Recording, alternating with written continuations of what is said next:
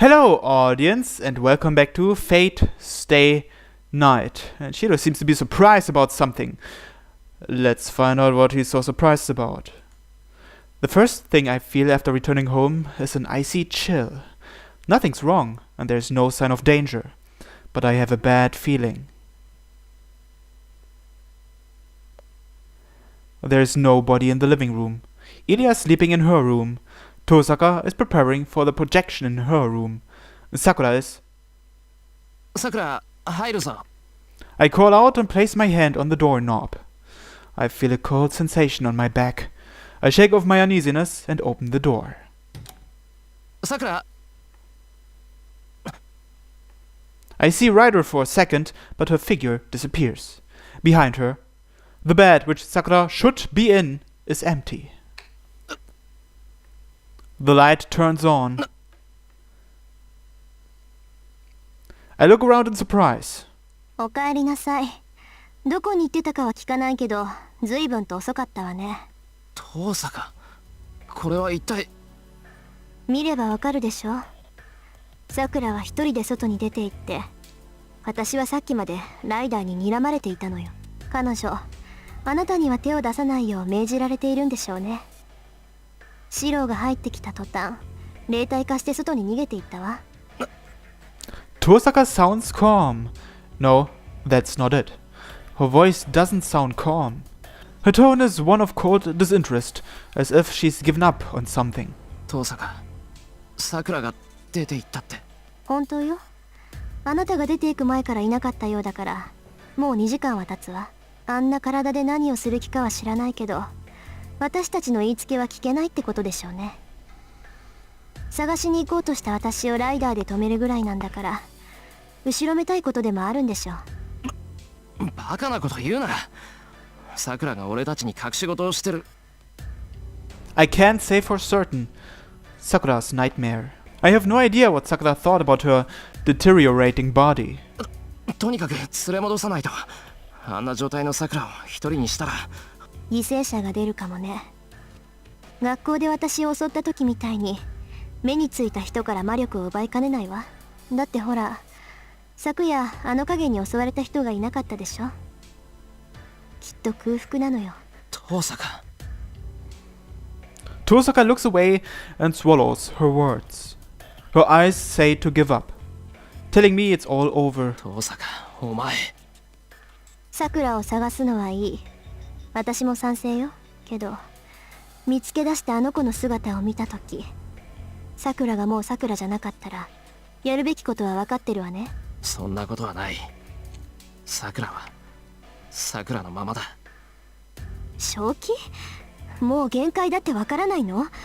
いい加減諦めなさい、シロ。これ以上桜をかばったらまず真っ先にあなたがつまらない憶測は後だ。今は桜を見つけて連れ戻すだけだろう。その後で納得いくまで言い合ってやるから、今は黙ってろってんだ。待ちなさい、シロ。 I run through the hallway. I don't have time to wonder where Sakura went. もういいでしょ、シロ。 I run outside at full speed, as if denying her words. シロ、桜を探しに行くの？ Then, someone unexpected calls to me from behind. When did she come here? Ilya is watching me from a distance, as if there's a wall between us. イリア。答えて、シロ。桜を探しに行くの？ I nod. Ilya's voice is tense. The despair in her voice is different from Tosaka's. As a holy grail, Ilya must understand what condition Sakura is in. そう。けど、シロ、桜が一人で外に出たのはシローに見られたくなかったからだよ。さくらはシローを守るために、怖いけど死にたくないけど聖杯である自分自身に決着をつけに行ったの。シローが好きだったさくらはもういないわ。さくらは自分を消すために一人でここから出て行ったんだから。 Ilya looks straight at me. I meet her gaze and shake my head. I won't let that happen. Even if Sakura isn't Sakura anymore, there's only one thing I'm going to do. そう。けどシロ、私もさくらも自分の中にもう一つの自分を持っている。それはきっとシロウが知っている私じゃないし、シロウが思ってるさくらとは違うんだよ。さくらは戻らない。変わってしまったさくらはもう別人に過ぎない。それでもさくらを殺すのは嫌なの。 A quiet question. This is what Ilya really means. The Holy Grail is made with the premise of it breaking down. So I don't need to hesitate about destroying it. But to me, it sounds like she's talking about herself rather than about Sakura. シロウ、もう一度だけ聞くわ。それでもあなたはさくらを探しに行くの？ I don't know how much emotion her question carries, so I honestly tell her the path I chose. ああ、探しに行く。俺にとってさくらはどうあってもさくらなんだ。それはイリアも同じだろう。もしイリアが聖杯なんてわけのわからないものになっても、イリアはイリアだ。たとえどんなに変わり果ててしまっても。その中にイリアがいるのなら、それは俺の知っているイリアだと思う。難しいことは正直よくわからない。俺にはそれだけだ。I put my hand on the door. 条件のところよ。さくらが行くとしたらそこ以外ありえないわ。 I hear her behind me. わかった。イリアはうちで待機しててくれ。さくらを連れてすぐ帰ってくる。I leave. Ilya stays standing in the hallway as if seeing off something very far away. I reach the Mato household. I'm not out of breath. My body has to be tired from all the running, but it doesn't complain to me at all. あいてる。 I stop before I ring the doorbell. Did someone go in or come out? The front door is half open, and it's dead quiet inside. I don't feel any human presence. The Mato household is gloomier than yesterday. There's nobody on the first floor. My footsteps echo through the hallway. The floor creaks as I make my way to the stairs. There's nobody on the second floor. I see the sky through the glass above the landing. Once I make my way to the top, I'm able to tell that there is no living person on the second floor. I turn to go back downstairs, but I stop. A living person. The strange feeling makes me head to the room with a slightly opened door. It's Sakura's room. I've seen it once before, but I've never actually gone in there before.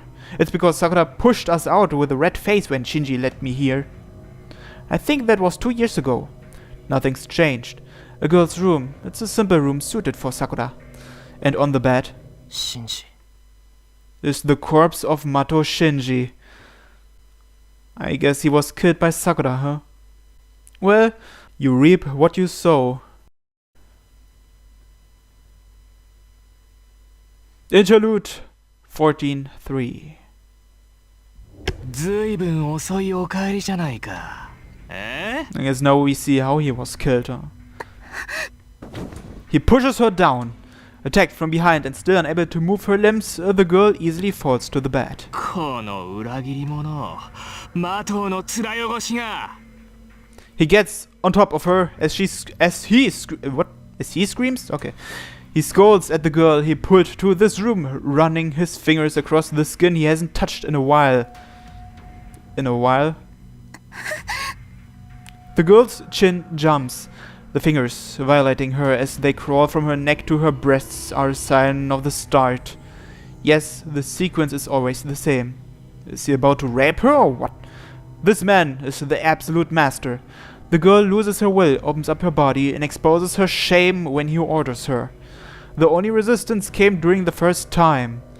The secret affairs after that were the same. The girl made no attempt to fight back, never showing even a sign of emotion. So does that mean he raped her several times before? Yeah. He definitely needed to die. She was violated, attended to his needs, and drowned in lewdness like she was told to. The reaction is the start of a regular routine. Even if she shows no emotion, her body cannot suppress the pleasure. Her lustful body reacts happily as it accepts man. そうだよな。お前はそうでなくっちゃ。そうだ。どんなに普通の人間を装っても変わらない。お前は魔頭の女だ。卑しい魔術師崩れ。恐れ、怯え、やがて感情をなくし、人形と変わらなくなる。The man roughly pushes down the girl's body. A spasm runs through her. The man smiles, believing the reaction is the same as always. It's no different.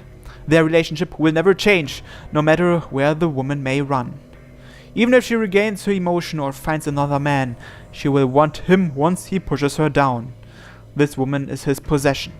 It doesn't matter if she's the heir, she is merely a toy given to him. That's why he doesn't notice until it happens. The girl struggling beneath him feels no excitement.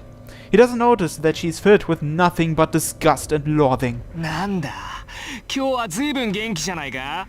そうかそうかそうか、そりゃあいい。エミヤも今頃落ち込んでるだろうな。The girl he fell in love with was a real sex maniac. Does that knowledge please him more than the act of violating her? The man laughs from the bottom of his heart and reaches out for her clothes. He'll do the usual. He will not undress her. He always exposes her body. He rips the clothes off her as if tearing her apart. Sorry to keep you waiting. Let's have a wild fuck. I guess that's what Shinji says. A crack opens in the girl's chest. At that instant, やめて。近寄らないで。兄さん。 the girl refuses the man with all her might. は？ The man stops. He lets go of her breasts, then looks down at the girl as one might look at a mysterious thing. なんて言った？今お前なんて言った？ A voice of surprise. The girl gulps but stares resolutely back at him. 近寄らないでと言ったんです。私はこれ以上兄さんの言いなりにはならない。先輩はこんな私でも受け入れてくれた。私を守るって言ってくれた。私は兄さんのおもちゃじゃない。私はもう。 The girl frantically tries to push the man off of her, but the man will not even budge. It's only natural. Her strength cannot push a man back, least of all when he has her in a mounted position. A hollow voice. The man looks down at the girl on the bed. ふざけんな。ふざけるな。ふざけるな。ふざけるな。この And he starts punching his sister in a rage. エミヤだと？僕の言いなりにはならない？勘違いするな。何様のつもりだお前。決めるのはいつでも兄である僕だ。お前は今まで通りただ黙って従えばいいんだよ。 He does not hold back.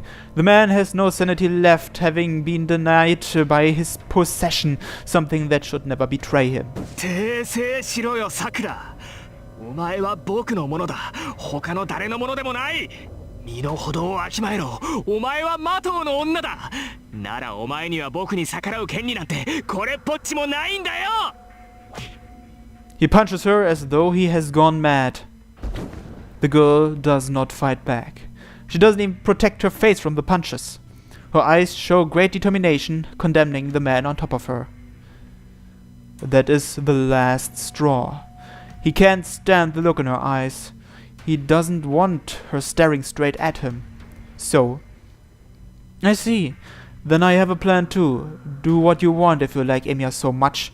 But Sakura, you shouldn't hide things from someone you love, right? He decides to reveal everything the girl fears the most. Nisan. Her eyes open wide. Huh. He laughs. The expression of despair pleases him a bit. That's right, Sakura. I'll tell Emiya all about it. He accepted you, right?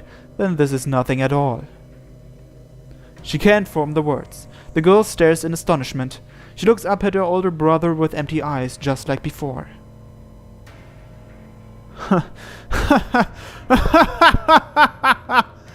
That's right. That's all you can manage. Just be obedient if you don't want that. You are my toy. Don't disobey me no matter what.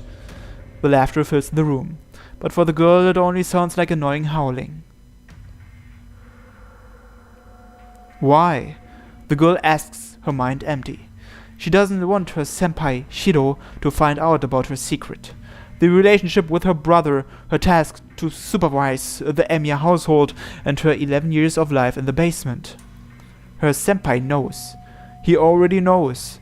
The only thing he doesn't know about is her relationship with her brother, but he should not hate her, even after finding out about it. Shiro will probably forgive her. Right. Just like last night, he will destroy something in order to accept her. But that's why she cannot bear it. She doesn't want to take anything more away from him. She would rather keep things like this.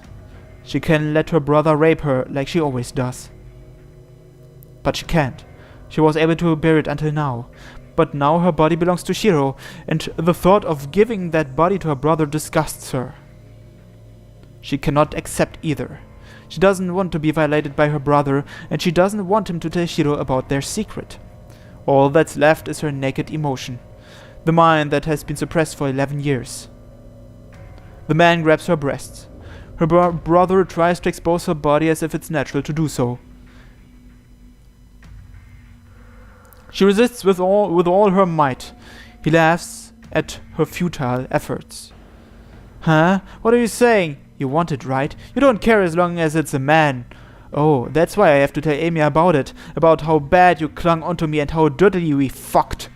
He laughs. He laughs. Her brother laughs.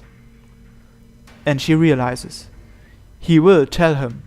No matter what happens, no matter what she does, he will tell her senpai about it. No matter what. He intends to ruin her for his own amusement. She murmurs. Why does it always end up like this? She endured so many things so he wouldn't find out about it. She lied to others, lied to herself, and kept telling herself that she could be happy.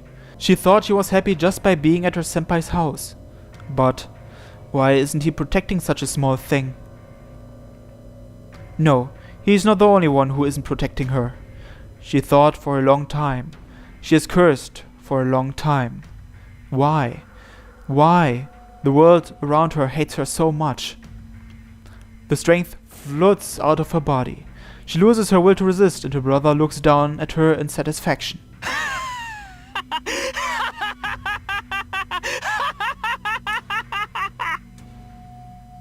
Come on, spread your legs like you always do, bitch.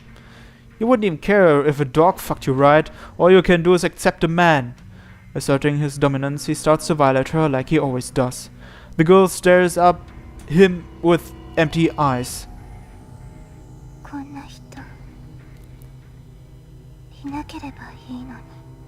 11 years.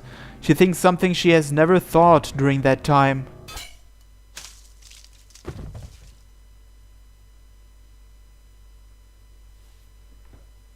The air makes a sound.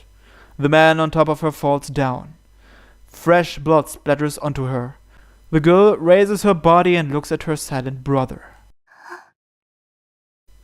It was an instant death. He must have been hit with a very sharp string. A line is visible on the back of his head, as if it was drawn in with a pencil. The line reaches his brain, but the line is too thin to make it spill out, and his blood is the only thing flowing out.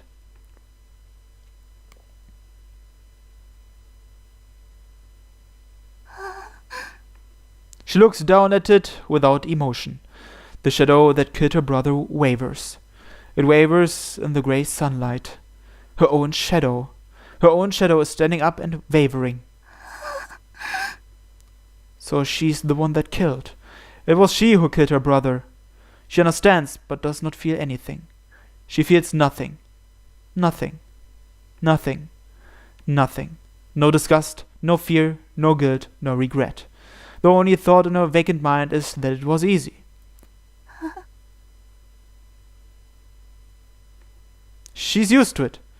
This isn't her first time, because she saw plenty in her dreams. She saw it in her dreams, so did she copy what she saw? She doesn't know, but she thinks she should have done it sooner. If she'd known she wouldn't feel anything, she would have done it a long time ago. She thinks, and her empty emotion murmurs that it was fun. It was fun. It was fun. It was fun. It was fun. Where? When? What?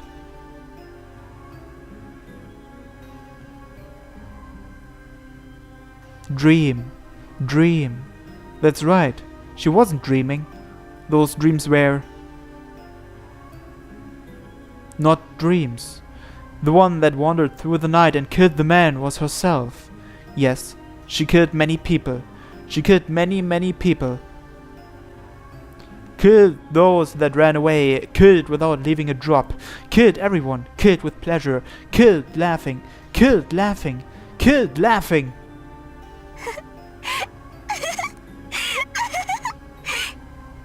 It's so funny she laughs, because she'll break down unless she laughs. She can't bear it unless she's laughing. But more tears flow out the more she laughs, and everything becomes meaningless for her.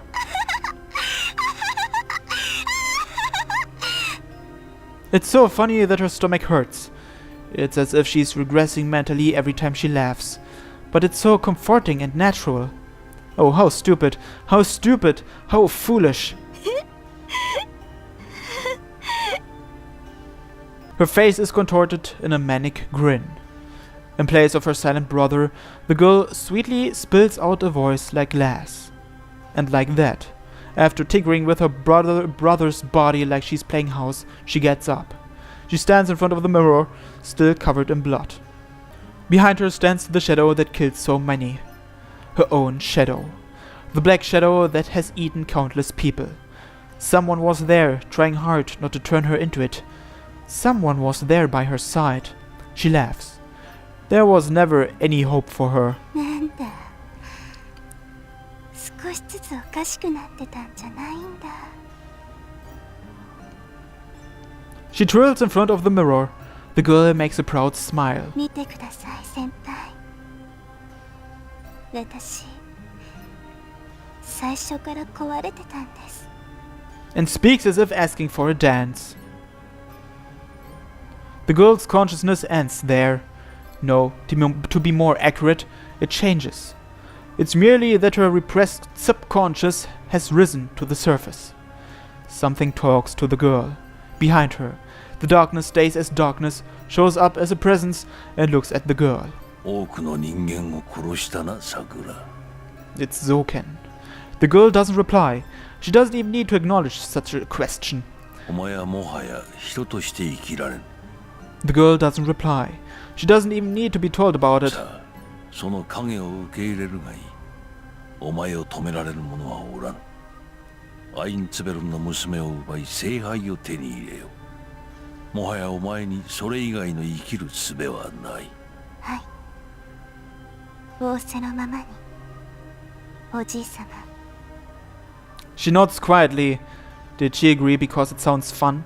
Or did she just want to run away? The girl doesn't understand her own mind anymore. But the pain in her body goes away as soon as she accepts it. It crawls up.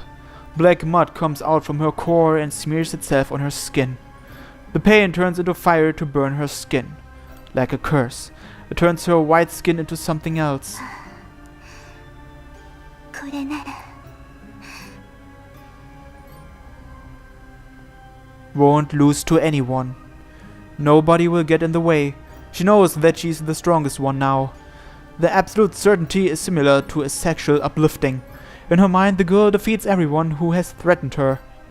She pierces their legs as they run, rips off their arms as they fight back, stitches shut their mouths as they beg for mercy, chews on their eyes as they cry from pain, and finally gorges out their hearts, laughing. Her body trembles. Just imagining it brings her close to orgasm. And in this fantasy, foremost in her mind is the relative she loves the most, the one called Tosaka-rin. Well, shit. Shinji. Could there still be a way to return Sakura to normal? Well, maybe we'll find out next time on Fate Stay Night. Thanks for watching, and have a nice day. Bye bye.